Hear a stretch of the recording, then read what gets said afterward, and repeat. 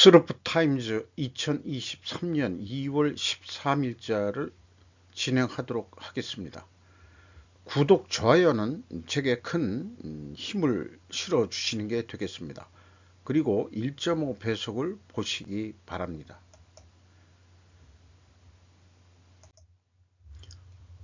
온 국민 노후를 담보로 한 불장난 연금 관치라는 제목으로 동아일보 천광암 논설 주간의 논설 내용입니다. 민영화 20년 넘도록 되풀이되어 온 KT 포스코 CEO 흑역사라고 제목을 험악하게 좀 진 것 같아요. 이젠 국민연금까지 동원하나 30조 적자 한전 보면 연금관치 미래 보여, 이렇게 돼 있고, 이전과 달라진 점이 있다면 국민연금이 전면에 나섰다는 점이다. 이전이라면 문재인 정권을 비유해서 현재 윤 정권을 좀 비판하는 것 같은 냄새를 벌써 풍기고 있습니다. 가장 우려스러운 대목은 정치 권력이나 정부가 배후에 있는 연금 관치 가능성이다, 이렇게까지 얘기를 하고 있습니다. 그러면은 문재인 정권 때는 연금 관치를 안 했다는 얘기냐? 잘 모르겠어요.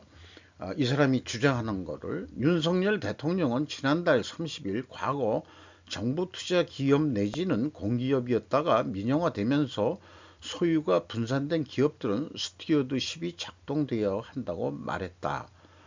우리 금융 민영화는 뭘 위한 민영화였냐라고 마지막 의문수를 던지면서, 질문을 던지면서 전임 CEO의 선연임을 저지하고 만들어진 빈자리를 꿰어찬 것은 모피아 적통에 해당하는 임종영 전 금융위원장이었다.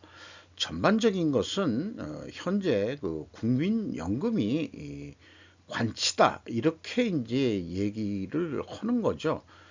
그런데 자, 그 금융권만 보도록 하겠습니다. 외국인 지분율이 우리 금융지주가 40.63%고요.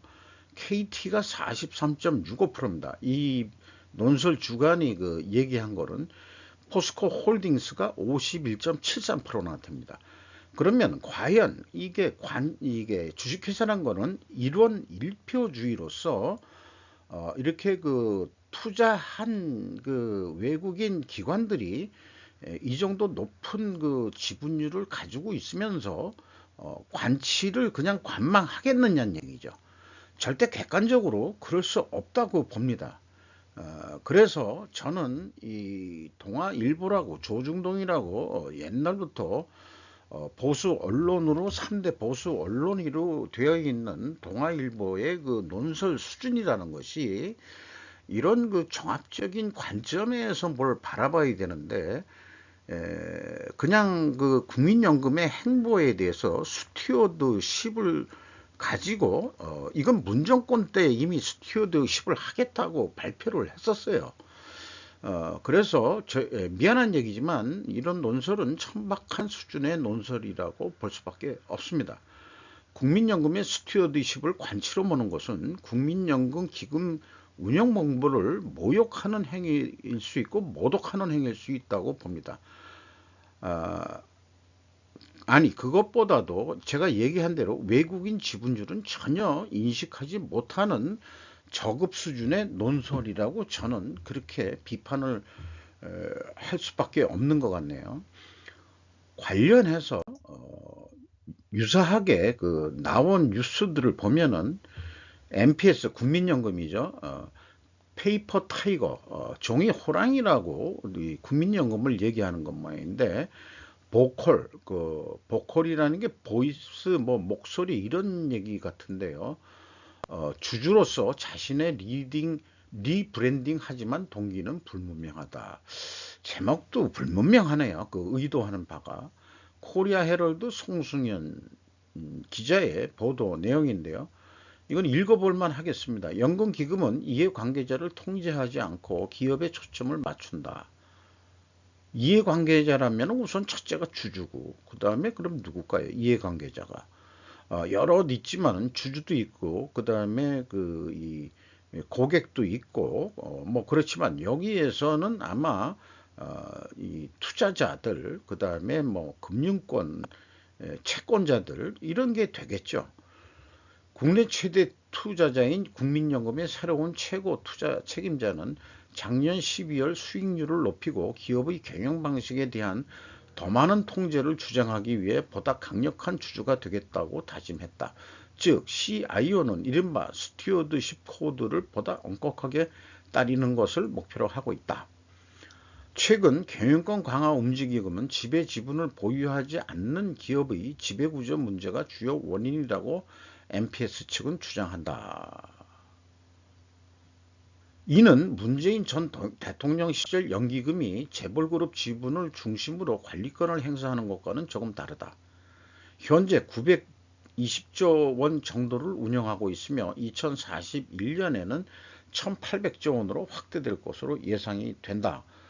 이런 얘기인데요. 아마도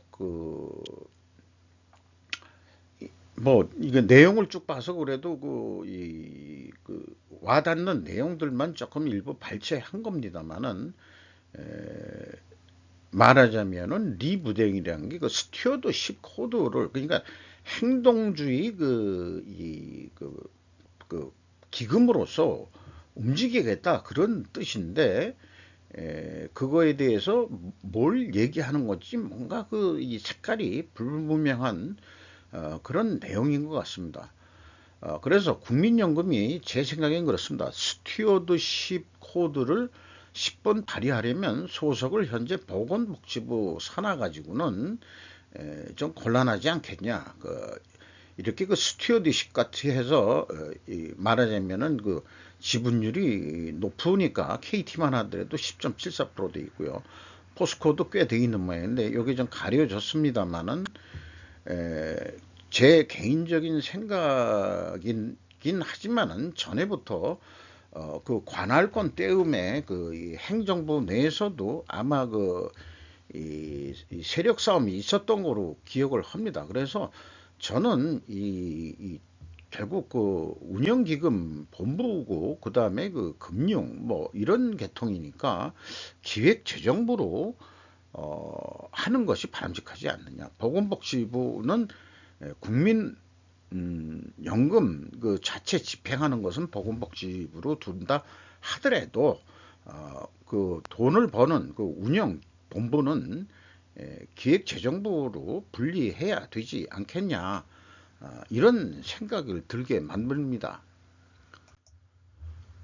연관해서 생각해 볼 수 있는 게 외국인의 한국 주식 순매수 9년 만에 최고치다. 이것도 아까 코리아 헤럴드 송승현 이런 쪽의 전문 기자인 것 같은데 금융감독원에 따르면 이를 외국인 투자자들은 6조 1,400억 원어치를 순매수했다. 1월 달에 2013년 9월 8조 3,200원 이후 9년 만에 최대 순매수 규모다.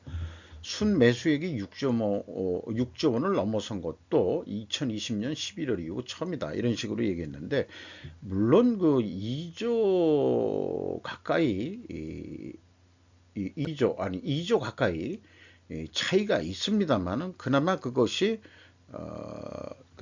나름대로는 9년 만에 최고의 순매수를 했다는 것을 나타내고 있습니다. 대부분의 투자는 코스피 시장에 집중되었다. 코스피 순매수 규모는 6조 2,800억 원이었고 코스닥 시장은 2,380억 원을 순매도했다. 그러니까 외국인 기관들은 코스닥에 있는 이 중소기업들은 별로 관심이 없다. 그러니까 코스피 시장의 상장사들을 주요 타겟 대상으로 하고 있다는 것을 알 수 있겠습니다.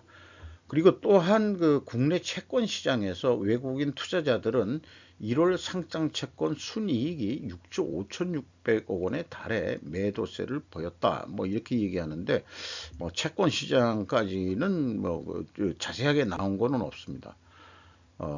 서울 하나은행 본점 딜림룸에 지표들이 나와 있는 내용을 했습니다. 이 사람은 뭐 우연히 찍힌 것 같은데 여기에서 일하는 하나은행 직원인 것 같은데 요즘은 이 의복들이 뭐 편의복으로 이렇게 입고서들 다 일하는 것 같습니다. 주주 환원 확대 요구 이어지자 최근 3년 자사주 소각 11조 유가 조선비주 연선옥 기자의 내용인데요. 뭐 어떤 제목 한 가지만 보면은 뭐 충분히 다른 설명은 안 해도 될 것 같습니다만은 이 말하자면은 하이투자증권 연구원의 말을 빌어서 자사주 소각 여부가 주주 환원 정책의 결정적인 변수이자 주가 저평가를 탈피할 수 있는 핵심 요인이 될 것이라고 강조했다. 일반적으로 장부 가격 이하로 형성되는 주가들이 엄청 많은 것을 스루풋 회계로 분석을 하면서 많이 느낄 수 있고 또한 그런 것들을 많이 일컬어서 코리아 디스카운트라고 들 얘기들 하고 있더라고요. 그런데 제 생각은 뭐 이런 쪽의 전문은 아니지만은 이런 자사주 소각도 중요해서 이 유통 주식 수를 줄인다면은 결국은 총 주식 수가 줄어드는 거니까 아, 이 말하자면은 주가가 상승할 수 있는 주가 가치를 올리는 거라고 하지만은 제 생각에는 그것보다도 우선순위는 이익 배당률을 우리나라 기업들이 좀 더 올려야 되지 않겠느냐. 주주 환원을 한다고 그러면은 결국은 투자한다는 게 뭐냐. 그러면은 금융권 이자보다는 더 줘야 되지 않느냐. 그러니까 기준금리가 우리나라도 상당히 올라가고 있는 중인데요. 기준금리보다는 이익배당률이 좀 더 많지 않아야 되겠느냐 이런 생각을 해보게 됩니다. 금융계통에 대해서 그런 분야에서 일을 해보지는 않았습니다만은 이 상식적으로 한번 이렇게 접근을 좀 해보게 됩니다. 윤 대통령 산업 현장 폭력 협박 놔두면 그게 국가냐? 참 우리나라 언론들의 이 기사 제목 붙이는 거 보면은 윤 대통령이 직접 이렇게 얘기했을까? 그거 잘 모르겠어요. 근데 일본 쪽의 이 뉴스에서도 비판하는 게 일본도 자기네들이 이 기사들 제목을 뽑는 거 보면은 너무 이 충동적이고 감정적인 그런 표현들을 많이 한다라고 자기네들도 자성을 하고 있는데 뭐 한일 뭐 비슷한 면이 정서적으로 비슷한 게 있는지 모르지만은 너무 이런 표현들은 조금 우리가 자제해야 되지 않겠냐. 뭐 그런 거를 또 말씀드리면서 공무원과 대화서 노동법치를 강조했다. 그래서 뭐 최근에 노동개혁 뭐 이래가지고 더 이상의 불법 파업이라든지 뭐 이런 거 강성투쟁 이런 거 못 봐주겠다. 지금 현재 우리 기업들의 이 상황이 어떤데 우리나라가 뭐 아무래도 지금 작년도 2022년도 실적을 보면은 내리막길로 지금 가고 있는 것 같거든요.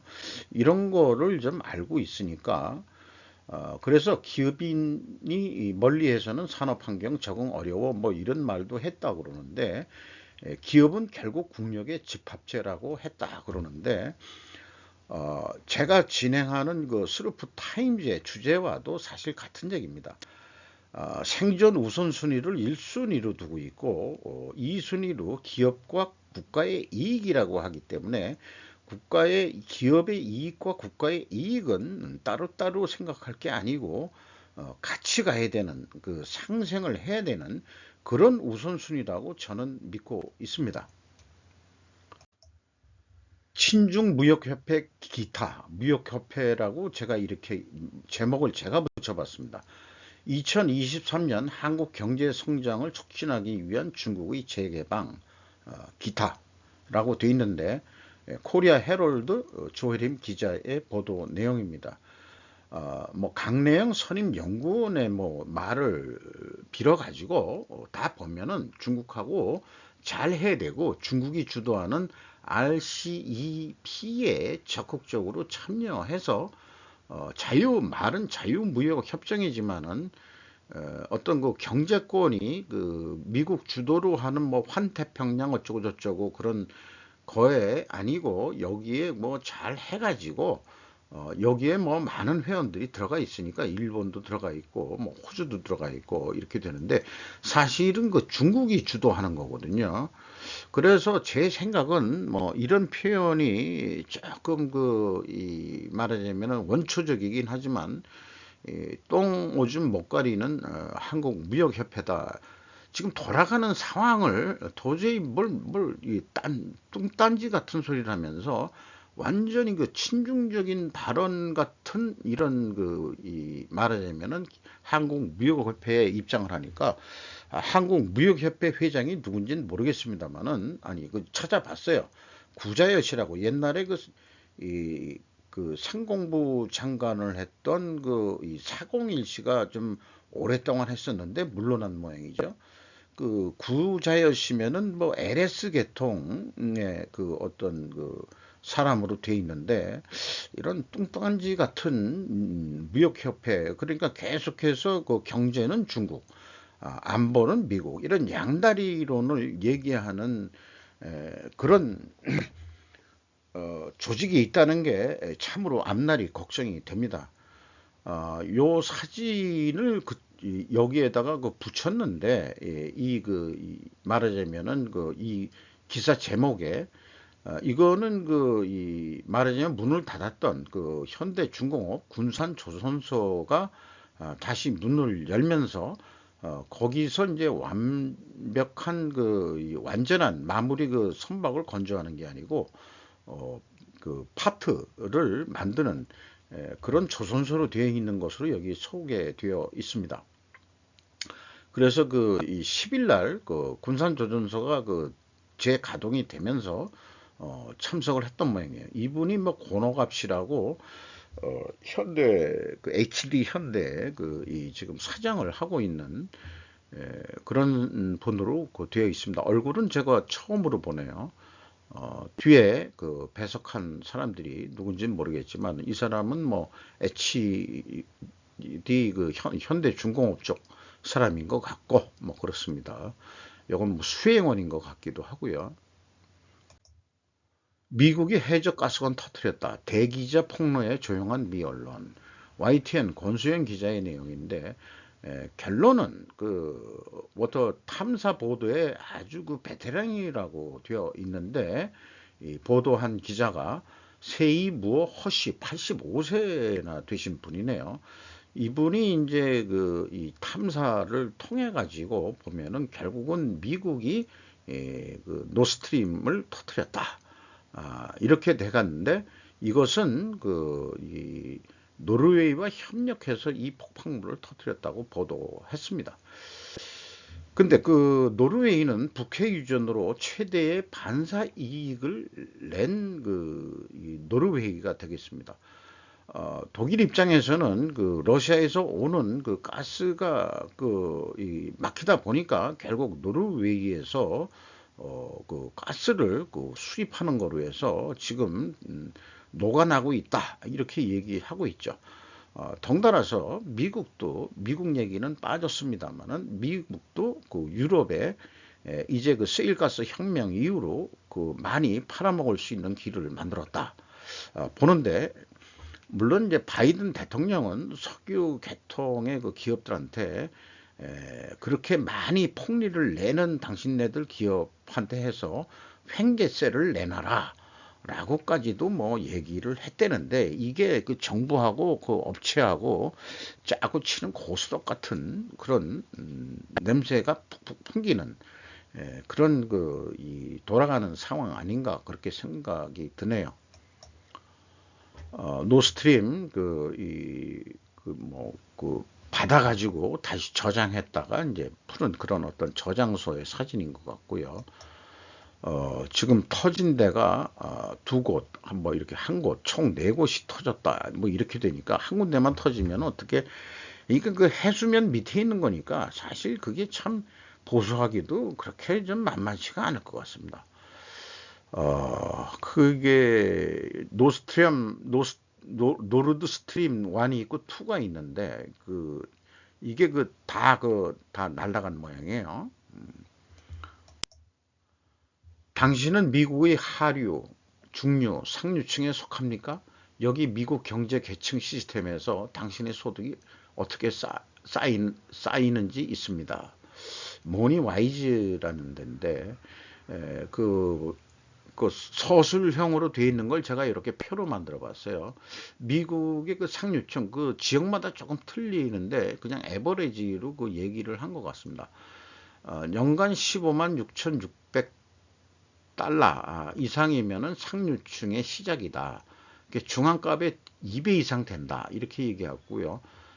순 자산 증가율이 13%가 넘었다. 이렇게 얘기하고, 중류층은 52,200불에서 이 밑에 15만 6천 불 이하가 중류층 정도 아니겠느냐, 이렇게 이제 분류를 했고, 하류층은 5만 달러 이하다, 이렇게 이제 얘기를 하고 있습니다. 1,200원의 환율 정도로 봐서 그러면은 연간 6천만 원의 연봉이 안 되면 3인 가족이니까 좀 먹여 살려야 되니까 가족을, 그렇게 된다 그런다면은 6천만 원 이하는 우리는 하류층에 해당한다. 그거 보면은 우리나라도 거의 이런 분류에 유사하지 않을까, 이렇게 생각이 됩니다. 연봉 한 1억, 여기에서 15만 6,600불이면은 한 1,200원 환율로 곱하면 한 1억 8천 정도가 되겠죠. 거의 뭐 잘한 이 정도 되니까 아마 말하자면 조직 내에서도 고위층 정도 이상이 돼야 되겠죠. 미국에도 물론 전문 CEO들은 뭐 몇천억 달러라고 얘기를 하고 있습니다만은, 그래서 물가 상승률이 6.5%에 달하고 미국이 경기 후퇴가 코앞에 다가오고 있는 상황에서 그 위협은 여러분의 밤점을 설치게 할 수도 있습니다. 그리고 이러한 데이터는 정보만 제공하며 조언으로 해석해서는 안 됩니다. 어떠한 보증도 없이 제공되고 있습니다라고 단서조항을 던지고 있습니다. 사진 이미지는 요트 타는 부부인데 한국 상류층의 부부 이미지는 뭘로 하면 좋을까, 이런 생각을 해봐요. 이게 이제 중산층이 이렇게 요트에서 즐기는 걸 할 수 있을까요? 아마 상류층이 이 정도 요트, 글쎄요, 중류층도 할 수 있는지 어떤지 잘 모르겠습니다만은, 미국의 생활 수준이 어떤지 잘 모르겠습니다만, 중류층 이미지로 딴 뉴스에서 보면은 동양 사람을 중류층 이미지로 내세웠어요. 아들 하나 있고 또 젊은 부부로 되어 있죠. 이렇게 좀 나와 있네요. 중국인들은 미국 국경으로 도망쳐 공산주의 공작원을 밀반입할 완벽한 기회다. 고든창, 이 중국 문제 아주 전문가로 되어 있죠.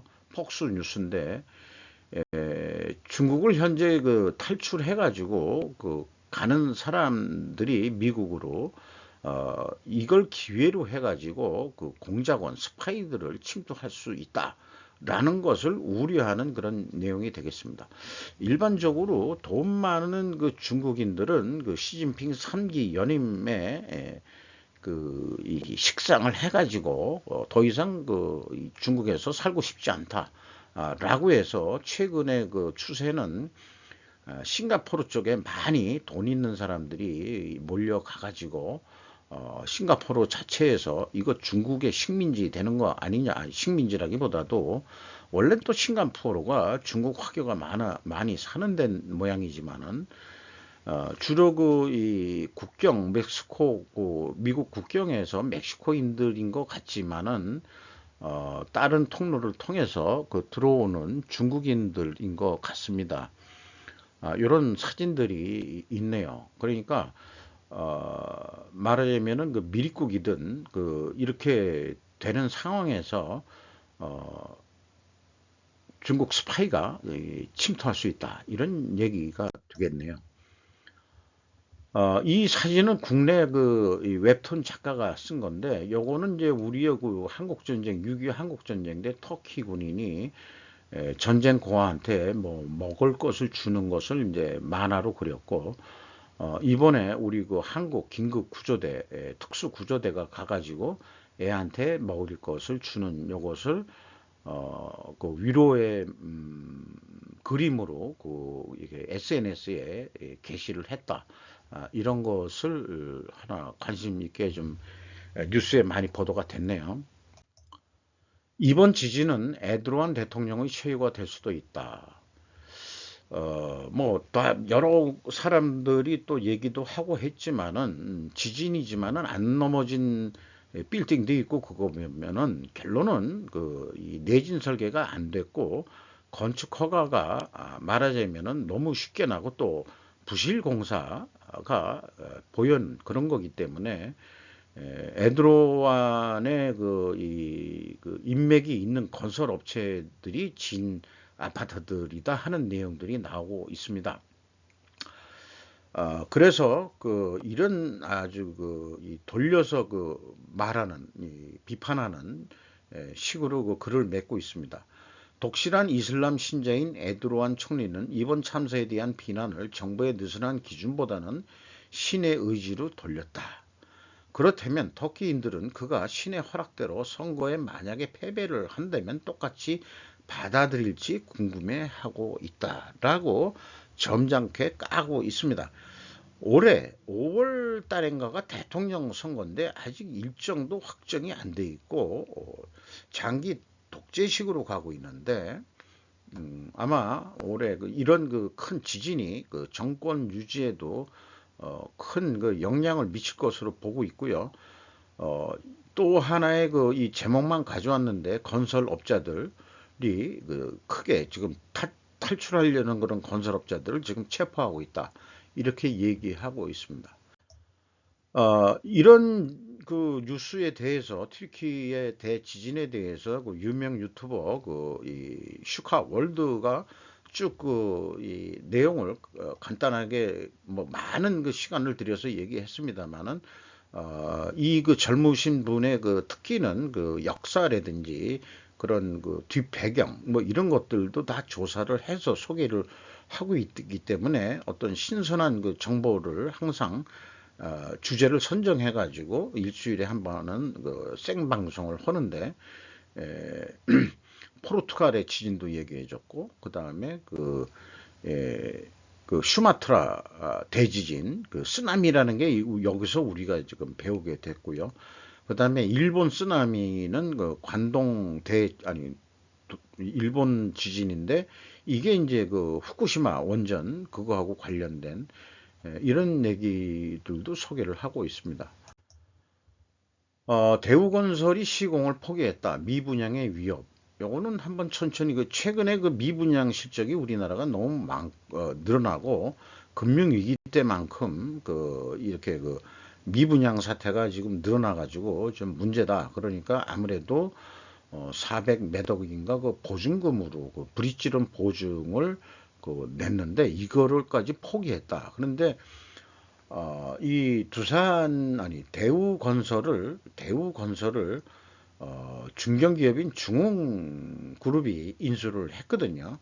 그러니까 이 주인이 바뀌면서 이런 결단을 낸 것 같습니다. AI 혁명이 걷잡을 수 없이 진행되고 있다는 8가지 징후.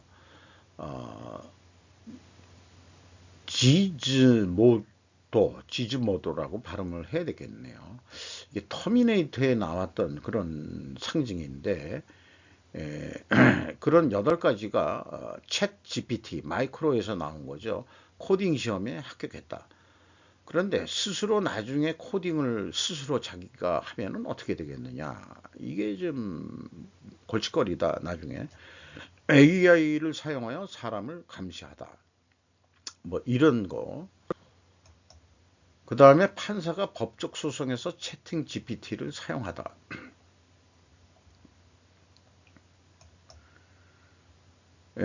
AI를 사용한 시나리오 작성. AI를 상호형한 성우 교체, 이 성우 일자리도 없어질 것 같은 기분이 드네요. AI를 사용한 저널리스트 교체. 이제 이 저널리스트들도 일자리가 없어질 것 같은, 논설위원 같은 거 아까 맨 처음에 얘기했던 아주 천박한 논설같이 느껴지는 그런 논설위원도 필요 없어지게 될지도 모르겠네요. 주식시장에도 활용이 되고 그 데이터들을, 더 중요한 거는 AI 군비 경쟁이 일어난다. 이렇게 돼가지고 구글, 그 다음에 페이스북이었던 메타, 뭐 이런 데서 경쟁적으로 지금 이 대화형 말하자면 챗봇이라고, 채팅 GPT라고 그러는데 그거 원 풀 스펠링을 한번 알았었는데 지금 기억은 좀 안 나지만요. 장관 GPT라고 해가지고 검색에 어떤 이 혁명이 일어날 것 같습니다. 그래서 이 구글 AI 공개 대참사에 대해서 쭉 한번 설명한 내용이 있거든요. 요건 한번 천천히 읽어보시면은 좋을 것 같고요. 쭉 계속해서 하고 있습니다. 그래서 이제 이 비판적인 얘기가, 우리가 쥐락이 공원을 만들고 있는지도 모른다. 자체 코딩할 수 있는 AI가 등장한다면 과연 어떤 일이 벌어질까? 그리고 간단한 알고리즘만으로도 사회가 크게 변화했다. 이게 의미 있는 일 같아요. 검색 알고리즘도 분열되고 자기 확신에 빠지는 사람들, 극단적 주장, 음모론 확산, 확증 편향성들이 더 심해졌다. 나는 옳고 상대는 틀리다. 이런 게 더 심화가 됐다. 그런데 대화형 검색 AI가 등장한다면 또 어떤 변화가 일어날지 매우 미래 세계가 궁금하다, 이렇게 봅니다. 그 국내 문제에 있어서는 사실 카카오보다 더 급한 회사가 검색의 네이버가 그럴 거다. 정말 다행인 것은 한국의 한국어 장벽이 있기 때문에 나름대로 우리가 더 대응할 시간이 있지 않겠냐, 이렇게 이 소개를 하고 있습니다. 세상이 급변할 것 같습니다. 치열한 SM 인수 전쟁 해가지고 뭐 쫙 이 언론에 나온 얘기들을 해가지고 이 히스토리를 쫙 잘 얘기를 했는데요. 암호화폐 근데 이거를 보면서 별도 얘기가 있으면은 암호화폐 대북 송금 세력에 대한 숙청의 한 단면으로 해석하는 사람도 있습니다. 이것을 왜 그러냐 그러면 미국의 소리에서 2018년 6월 29일 벌써 보도한 내용에 서울의 한 호텔에서 열리는 암호화폐 관련 행사, 이게 북한에 가서 암호화폐 하는 것을 가리킨 사람이라고 이렇게 되어 있습니다. 이렇게 되어 있는데 여기에 참석했던 사람이 서울 한 호텔에서 서울시장, 이게 누구겠어요? 서울시장이 박원순이죠. 그 다음에 성남시장, 그때 누구였냐? 이재명이었다. 이게. 그리고 생뚱맞게 한국 SM 엔터테인먼트 회장 이수만이가 들어가 있다. 그리고 또 국회의원 등이 또 연사로 됐다. 그러면은 이런 암호화폐 뭐 이런 거를 해가지고 이 사람들이, 그리고 또 SM은 중국의 자회사를 만들어 가지고 중국하고 아주 친중적인 문화 콘텐츠 교류를 하고 이렇게 되죠. 그러니까 거기서 중국하고 돈을 벌면은 자연스럽게 친중적이 돼가고, 친중적이 돼 간다고 그러면은 북한하고의 어떤 연결고리가 자연스럽게 얽힐 수 있는 거 아니냐라고 우리는 쉽게 추정해 볼 수 있지 않겠냐, 이런 생각을 하게 됩니다. 그런데 이제 저의 관심은 SM보다 온라인 파트너스와 소액 주주 운동으로 행동주의를 실행하고 있죠. 소액 한 1%도 안 되는 거 가지고 SM에 대해서 지금 공격을 해가지고, 그 배경으로는 저는 개인적으로 KKR이라는 이 펀드 회사를 좀 지목하고 싶습니다. 그리고 또 그 온라인 파트너스는 그 많고 많은 기업 중에서 왜 SM의 주주 행동주의로 행동을 시작했는가? 딴 데도 뭐 하는 게 있을지 어떤지 모르겠지만요. 자관 그 이수만 씨가 그 이 SM이 반란을 일으켜가지고 결국은 전쟁을 선언했는데, 이 말하자면은 그 SM 기존 그 경영진들이 또 이수만 씨하고 원래 잘 조카뻘 되고 뭐 그렇게 잘 아는 사람들인데, 이게 그 배신을 때렸다 이렇게 보는 거기 때문에 뭐 그 소송 전까지 뭐 이렇게 얘기했는데, 이제 카카오가 그 들어오고 KB 자산운용이 있고 뭐 이런 식으로 해서 그 이 말하자면은 좀 지분 싸움이 이렇게 그 되는데, 2월 9일 날 온라인이 반격을 해가지고 이수만 총괄 라이커 기획 사후 약정이 그런 게 있다. 뭐 이런 것까지 해가지고 되는데, 이런 와중에 말하자면은 이 하이브가 인수하겠다 이렇게 나온 걸 보면은, 2월 9일 날 하이브 전격적으로 인수 선언을 했다 그러면은 이수만 씨한테 우호적인 게 아니고, 이수만 씨 입장에서는 하이브한테 차라리 비싸게 팔겠다 뭐 이런 쪽으로 해결이 되는 것 같습니다.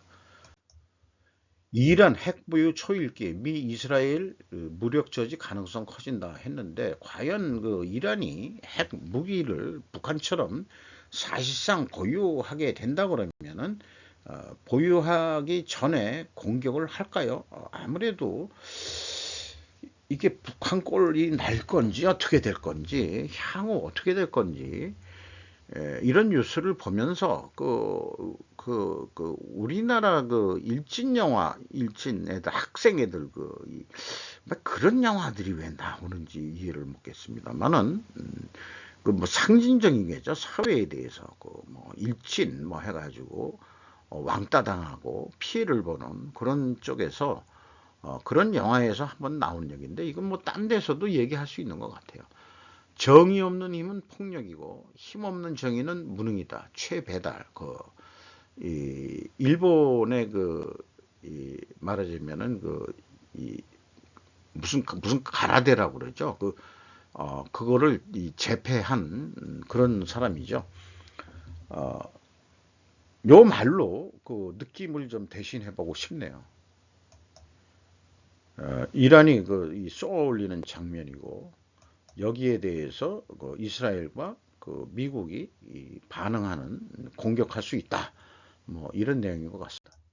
정의선 현대차 라이벌은 IT 회사다. 그래가지고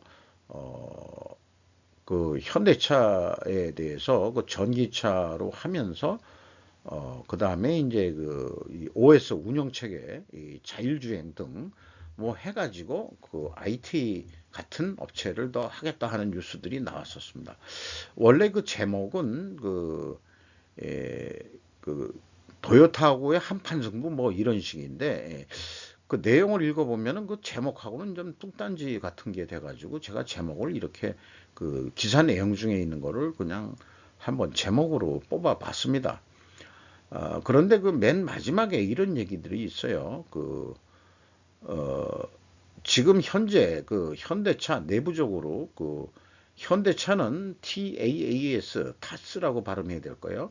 본부와 선행 기술론으로 대변되는 소프트웨어 신진 세력과 기존의 남양연구원 중심의 이 내연기관 관련 직원들의 임금 초월을 놓고 신경전을 벌이고 있다. 그러니까 내분이 좀 있을 것 같다 이런 얘기인데, 내연기관 연구원들의 불만은 돈은 우리가 버는데 왜 우선순위에 밀리느냐는 것이다.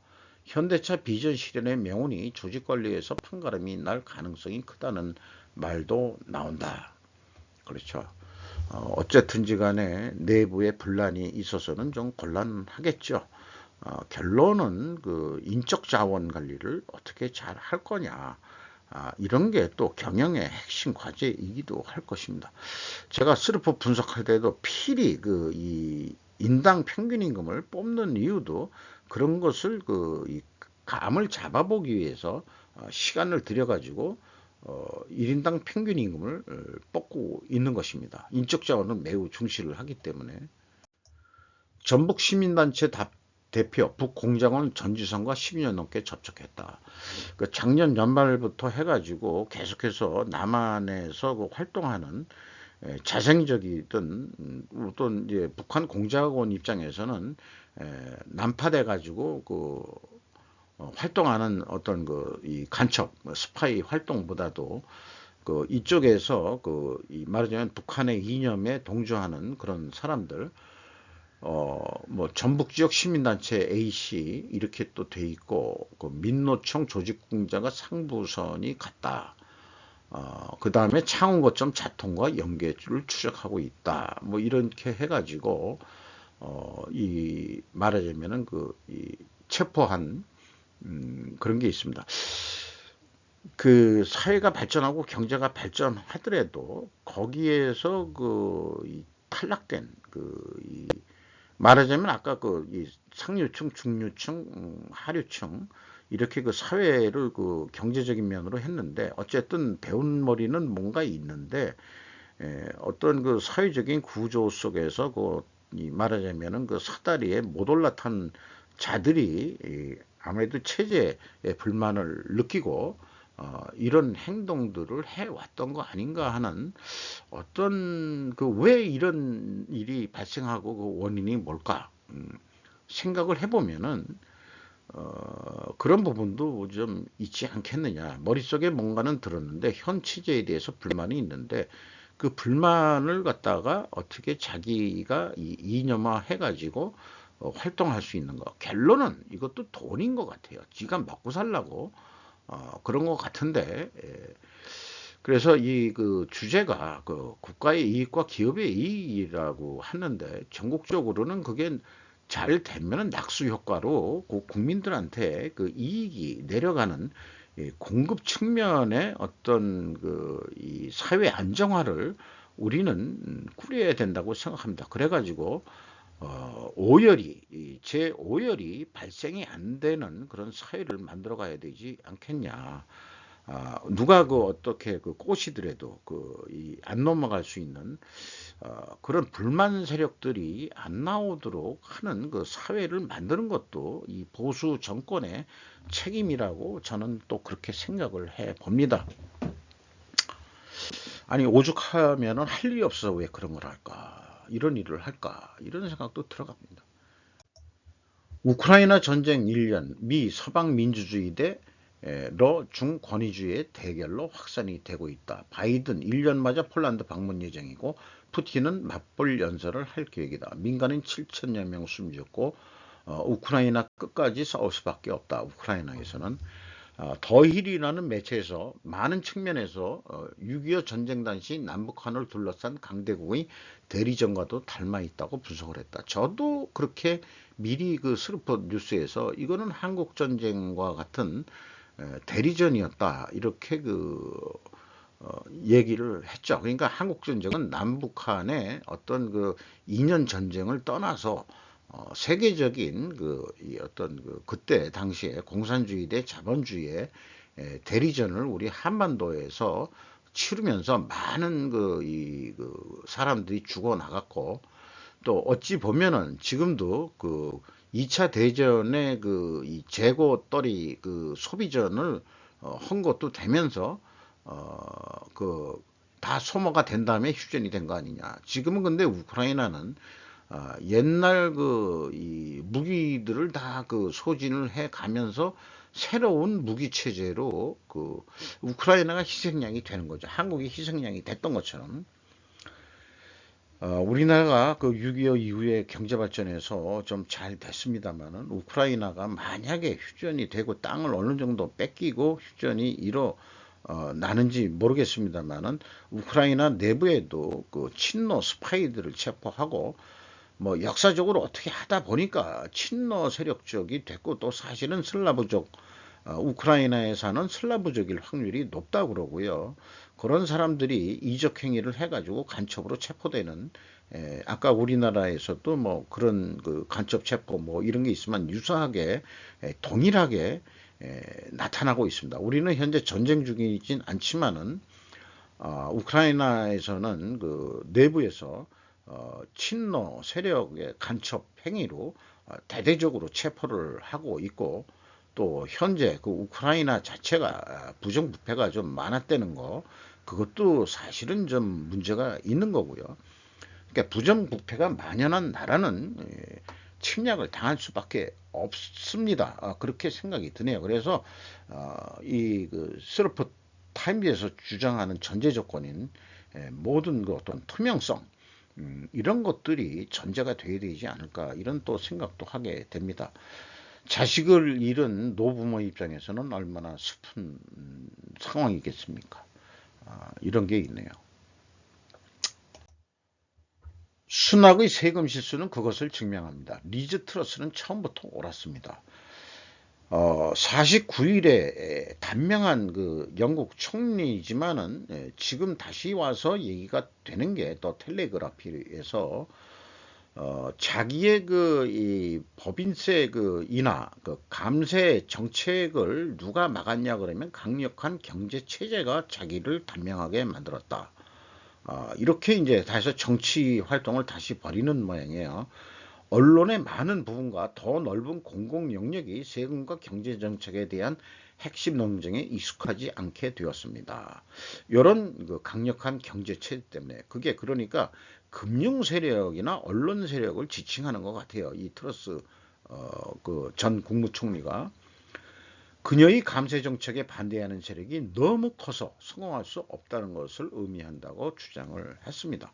근데 지금에 와서 아까도 얘기했지만은 간첩 문제 이렇게 하면서 저는 그 이 공급 측면의 낙수 효과로 해가지고 국민의 그 생활이 하류층이 많지 않고 중산층이 많아져야 사회가 안정이 된다 하는 거를 말씀을 드리면서, 그 하류층이 많아질수록 거기에서는 불만 세력이 나올 수밖에 없고, 또 우리 같이 남북한이 그 이 분단되어 있는 상황에서는 그쪽 세상이 독재 정권이든 인권을 뭐 하든 말든 다른 데에서 어떤 그 가치를 찾아보려고 그렇게 해서 동조하는 세력들, 결국은 어떤 국가 보안법이라든지 이런 측면에 봐서는 간첩이다, 스파이로 밖에 아니 그렇게 정의할 수밖에 없는 거죠. 그런 삶을 사는 자들이 발생이 안 되는 사회를 만들어야 될 것 같은데요. 그 우리나라가 말하자면은 1948년 이 한국 정부가 새로 민주공화국이 수립되면서 그 전에 대대적으로 빨치산들을 말하자면은 제거를 했는데, 그 과정에 양민이 무고하게 죽은 역사적 사실도 있긴 있겠죠. 그거 가지고 현재 이 문재인 정권들은 그게 민주화 운동이다 이렇게 얘기했지만 절대 그거는 오산이라고 봅니다. 말하자면은 공산주의 사상이 있는 사람인데 하나하나 골라내기가 어려우니까 그게 양민 학살이라는 이름으로 됐을 뿐인 거 아닌가라는 것도 다시 한번 좀 역사를 짚어봐야 될 거라고 생각을 합니다. 갑자기 좀 사이드로 빠진 얘기입니다만은 어쨌든 그 공국 측면의 감세 어젠다가 다음에 영국 이 선거에 이슈가 될 거다. 그렇게 됩니다. 그런데 이제 그 순낙 총리가 이 4월에 법인세를 25%로 올리겠다고 지금 얘기를 하고 있는데, 고수하겠다고 했는데, 이게 효과는 그 트러스 전 총리가 얘기했듯이 인하를 하겠다라고 했던 거를 안 하겠다 하는 것도 인하된 것처럼 느껴진다 이거죠. 인하하겠다는 거 그렇게 돼서 넘어갈 수 있는 거 아니냐. 그렇게 되는데 제가 봐서는 현 순낙 총리는 금융 세력의 하수인이라고 생각하는 것 같다.